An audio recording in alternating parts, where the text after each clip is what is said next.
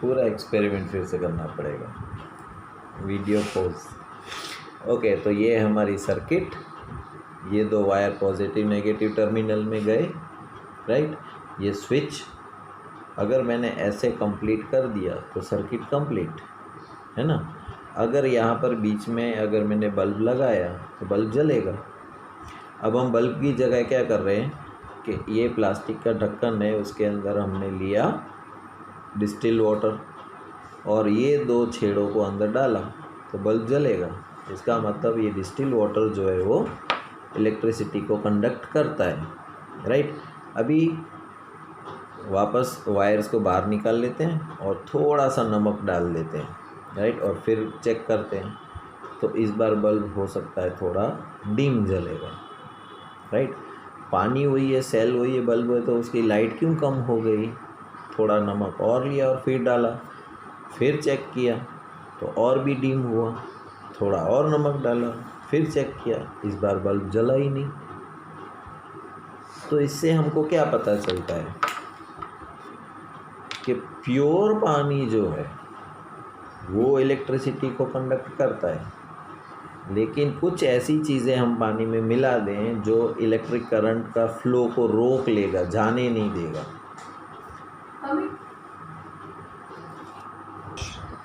ठीक है।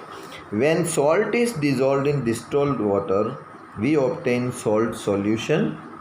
This is a conductor of electricity.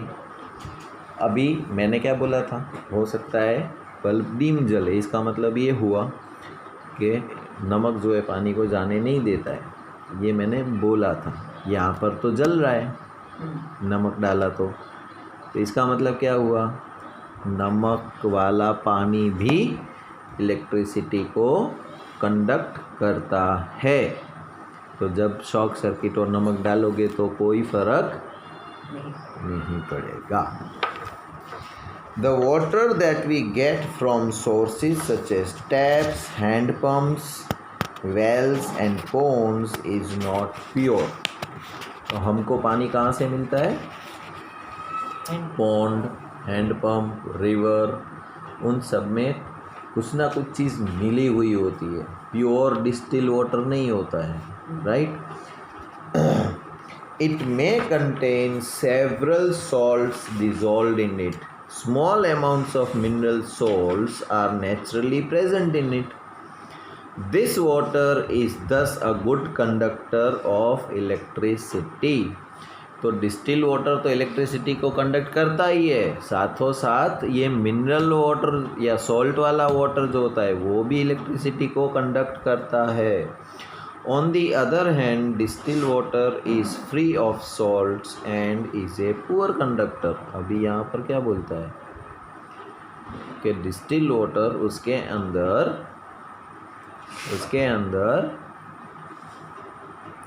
कुछ नहीं होता है, वो पुअर कंडक्टर है, उसमें से लाइट पास नहीं हो पाएगी। Small amount of mineral salts present naturally in water are beneficial for human health. हमारी ह्यूमन हेल्थ के लिए small amount of natural minerals जो होते हैं वो फ़ायदा कारक होते हैं। However, these salts make water a good conductor. अब ये वाले जो सॉल्ट्स पानी में मिले हुए होते हैं वो पानी को गुड कंडक्टर बना देते हैं। जो प्योर डिस्टिल वाटर था उसके अंदर सिर्फ हाइड्रोजन और ऑक्सीजन था, उसमें से वो तो पुअर कंडक्टर है। तो ट्रू और फॉल्स में पूछा आ जाए कि distil water is poor conductor of electricity या good conductor of electricity. Distil water poor conductor है। डिस्टिल वाटर में थोड़ा सा नमक ने दूसरी चीज़ें मिला दी तो वो कंडक्ट करने लगा इलेक्ट्रिसिटी को। आई बात समझ में? तो डिस्टिल वाटर वो पुअर कंडक्टर है इलेक्ट्रिसिटी का, लेकिन जब उसके अंदर सॉल्ट्स मिला देते हैं तो वो गुड कंडक्टर बन जाता है। So we should never handle electrical appliances with wet hands और while standing on a wet floor. तो अभी पानी डिस्टिल्ड है कि नहीं हमें तो नहीं पता है, डिस्टिल वाटर तो सिर्फ लेबोरेटरी में ही होता है। बाकी तो घर का ही पानी फैला हुआ होता है, उसमें कोई ना कुछ चीज़ मिली हुई होती है, तो वो गुड कंडक्टर ऑफ इलेक्ट्रिसिटी है। इसीलिए हमें गीले हाथों से या पानी वाला फ्लोर हो उसके ऊपर खड़े रहकर कोई इलेक्ट्रिसिटी का काम नहीं करना चाहिए। We have found that common salts when dissolved in distilled water makes it a good conductor. What are the other substances which when dissolved in distilled water make it conducting? Let us find out. तो ये तो हमने salt की बात की, ऐसी दूसरी कौन सी चीज़ें हैं जो हम पानी में डालें तो वो पानी को कंडक्टिंग कर सकते हैं, right? Do the next activity under the supervision of your teacher, parent or elderly person because the use of acid is involved in it. अभी next activity जो है उसके अंदर acid का use है, right? तो वो तो अकेले करना नहीं है, टीचर की या कोई एल्डर हो तभी करना है। Take 3 clean plastic or rubber caps of bottles. Pour about 2 teaspoons of distilled water in each of them. 3 ढक्कन लेने हैं प्लास्टिक के या रबर के, तीनों के अंदर डिस्टिल वाटर भरना है, 2 के अंदर डिस्टिल वाटर भरना है। Add a few drops of lemon juice or dilute hydrochloric acid to the distilled water in 1 cap. Now in the second cap containing distilled water, add a few drops of base such as caustic soda or potassium iodide. Add a little sugar to the distilled water in the third cap and dissolve in it. Test which solutions conduct electricity and which do not, and what results do you obtain. Most liquids that conduct electricity are solutions of acids, base and salts. 3 ढक्कन लिए थे, तीनों के अंदर हमने distil water डाला। Distil water तो poor conductor of electricity है। फिर पहले में हमने लेमन जूस डाला या हाइड्रोक्लोरिक एसिड डाला। एसिड होता है ना, नींबू का रस जो होता है वो कैसा होता है? एसिडिक होता है ना। तो या तो नींबू का रस डालो या एसिड डालो कोई उसके अंदर। दूसरे के अंदर हमने क्या डाला? कॉस्टिक सोडा, बेस डाला। सर हम एसिड तो ऐसे खरीदने नहीं मिलता, जनरली ऐसा नहीं मिलता, लेकिन डाइल्यूट मिलता है टॉयलेट साफ करने वाला, राइट। और तीसरा जो होता है उसके अंदर हमने डाला शुगर सॉल्यूशन, शक्कर, राइट। तो पहले में लेमन जूस या एसिड, दूसरे के अंदर बेस और तीसरे के अंदर शुगर। और फिर हमने चेक किया तो तीनों में से इलेक्ट्रिक करंट पास हो रहा था। तो चाहे एसिड हो, चाहे बेस हो या सर बेस में क्या डालना चाहिए? इसमें कोलगेट डाल, कॉस्टिक सोडा है ना। दुनिया में कैसे आप लोग देखते हो ना, 2 किस्म के इंसान होते हैं, है ना, बॉयज़ एंड गर्ल्स, है ना, नाइट्स एंड डेज। तो जो केमिकल्स होते हैं ना वो या तो एसिडिक होते हैं या बेसिक होते हैं। तीसरे होते हैं वो न्यूट्रल होते हैं, कि जो ना एसिडिक भी होते हैं ना बेसिक होते हैं। अभी जैसे एक स्केल आती है, पीएच स्केल इसको बोलते हैं, पीएच स्केल, ठीक है। पीएच स्केल में वो 9th या 10th में आएगा, इसलिए अभी तुमको डरने की ज़रूरत नहीं है। एक स्केल की रेंज होती है 0 से लेके 14 तक, ठीक है। और एक आता है, इसके ऊपर कलर ड्रॉ किए हुए होते हैं, अलग अलग कलर ड्रॉ किए हुए होते हैं। सारे कलर नहीं होंगे, ब्लू और ग्रीन जैसे ही होंगे ज़्यादातर, राइट। और रेड होगा एक।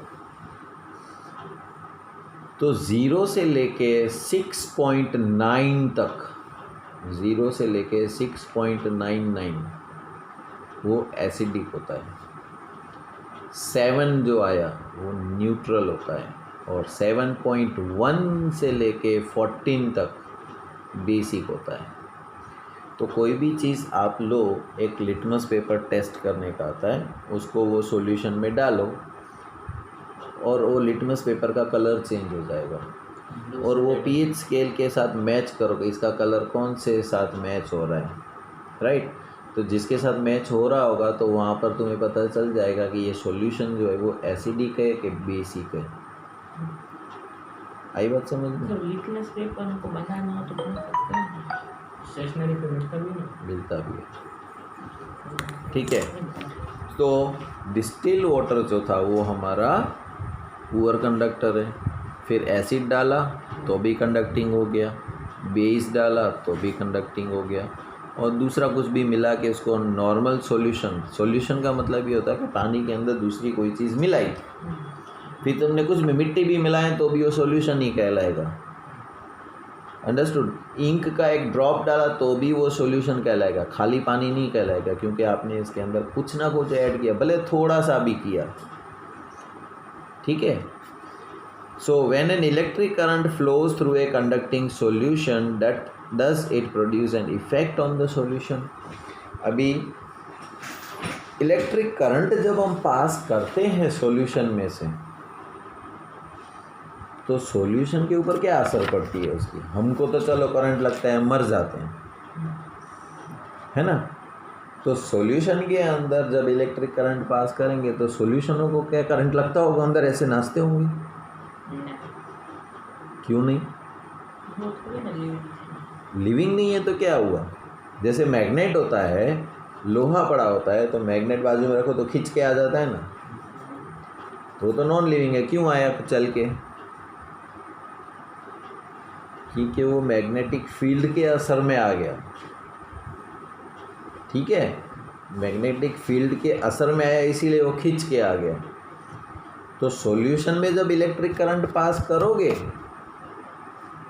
तो इलेक्ट्रोलाइट्स अंदर जो सॉल्यूशन के अंदर जो होते हैं, राइट, उनको करंट लगेगा। आगे आएगा क्या होता है इसके ऊपर, यही तो चैप्टर का मेन हिस्सा है इसका, कि chemical effect of electric current. Electric current की इफेक्ट क्या होती है केमिकली, ठीक है। In class 7 we have learned some effects of electric current. Can you list these effects, and what effect does the current produce when it flows through a conducting solution? Let us find out क्या होता है, उनको current लगता है, नाचते हैं, क्या होता है। Take out carbon rods carefully from 2 discarded cells. जो सेल होता है ना हमारा बैटरी का, उसके अंदर कार्बन रोड्स होते हैं, लंबा सा एक छोटा सा पाइप होता है कार्बन का, तो वो सेल तोड़ के उसको आराम से आसानी से निकाल लो। Clean their metal cap with the sand paper. उसके ऊपर जो मेटल की कैप होती है उसको कांच का अगर सैंड पेपर से घिस दो। Wrap the copper wire around the metal cap of the carbon rods and join them to a battery. We call these 2 rods as electrodes. अभी हमने क्या किया, एक के ऊपर हमने मेटल कैप जो होती है उसके ऊपर कॉपर वायर लपेट के रख दिया, राइट। यहाँ पर फिगर में जो ड्रॉ किया हुआ है ऐसे। Carbon rods you may take 2 iron nails about 6 centimeter long. Pour a cup full of water in a glass plastic bowl. Add a teaspoon of salt on a few drops of lemon juice to the water to make it more conducting. अभी वो पानी के अंदर हमने salt भी डाला या few drops of lemon juice डाला तो वो ज़्यादा इलेक्ट्रिक करंट को पास करने वाला बन जाएगा, right. Now immerse the electrodes in this solution. अभी जो हमारे 2 इलेक्ट्रोड थे वो इस सॉल्यूशन में डालो। Make sure that the metal caps of the carbon rods are outside the water. ऊपर के जो मेटल रोड होते हैं ना वो पानी के बाहर होने चाहिए, वो पानी में डूबे हुए नहीं चाहिए, ठीक है। Wait for 3 to 4 minutes and observe the electrodes carefully. 3-4 minute ऐसे ही वेट करो और देखो क्या होता है। Do you notice any gas bubbles near the electrodes?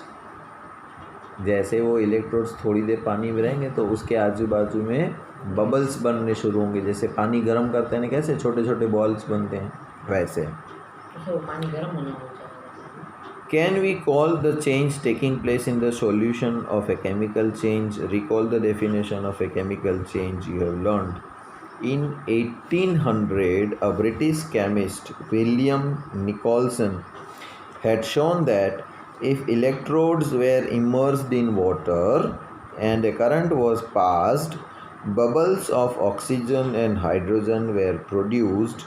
Oxygen bubbles formed on the electrodes connected to the positive terminal of the battery and hydrogen bubbles formed on the other electrode. अभी पानी जो था वो किस चीज़ से बना हुआ था?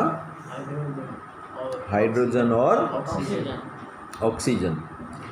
अब जब आप इलेक्ट्रिक करंट को पास करते हो पानी में से, तो हाइड्रोजन और ऑक्सीजन दोनों को डिशुम होता है electric.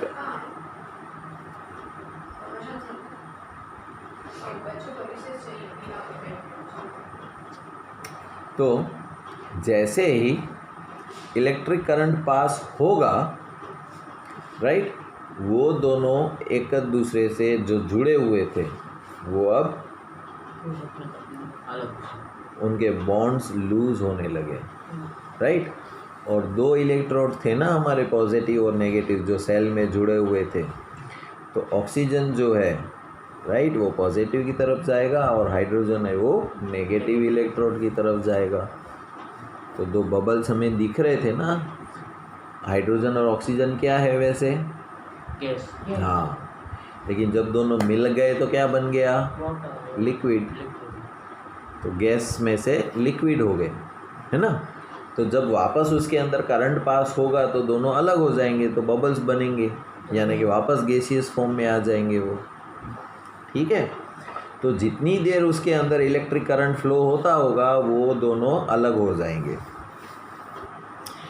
The passage of an electric current through a conducting solution causes chemical reaction. तो पानी के अंदर जब इलेक्ट्रिक करंट पास होगा तो रिएक्शन जनरेट हुआ पानी के अंदर। As a result, bubbles of a gas may be formed on the electrodes. Deposits of metal may be seen on the electrodes. Changes of color of solution may occur. The reaction would depend on what solution and electrodes are used. These are some of the chemical effects of electric current. तो electric current जब पास करते हैं तो उसके अंदर हमने क्या मिलाया है, इलेक्ट्रोड्स किस चीज़ का है, वो सब चीज़ डिपेंड करती है। लेकिन केमिकल इफ़ेक्ट इलेक्ट्रिक करंट से होती है और होती है, राइट। अब आगे का है वो हम कल पढ़ेंगे, ठीक है। Now you can take your recess.